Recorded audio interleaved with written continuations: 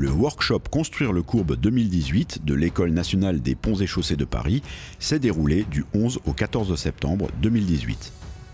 Dans le cadre du partenariat entre Wurth et l'école, des prescripteurs Wurth France étaient présents.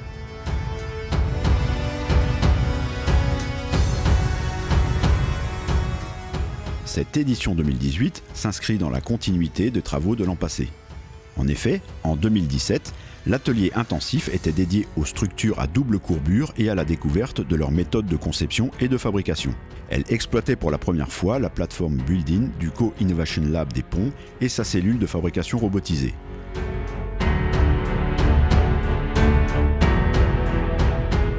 La semaine était organisée autour de la fabrication d'un pavillon en bois qui constituait une réponse innovante aux principales contraintes constructives des structures d'enveloppe: simplicité des connexions, planéité des panneaux et liberté formelle.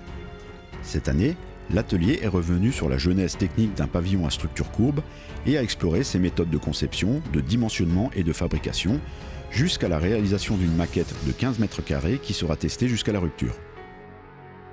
Le début de la semaine a été consacré aux conférences.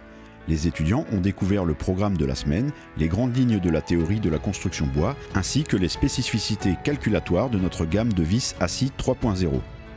Avec à la manœuvre Thibaut Mandalaz, référent technique construction bois pour Wurth France, ils ont pu réaliser un dimensionnement précis des assemblages bois afin d'obtenir une performance maximum.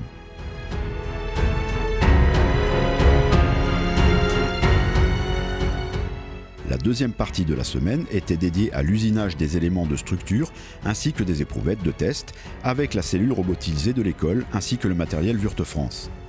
Les étudiants ont découvert la mise en œuvre des vis assis et des électroportatifs de notre gamme. Vient ensuite la dernière partie, test sur les éprouvettes et mise en charge de la maquette en présence de la direction de l'École nationale des ponts et de Wurth France.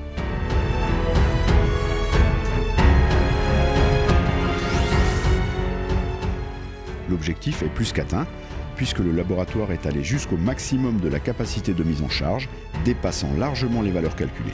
La structure s'est déformée, mais n'a pas rompu. En conclusion de cette semaine, les élèves ingénieurs, futurs concepteurs, ont pu comparer des calculs théoriques aux réelles performances très importantes de nos vis.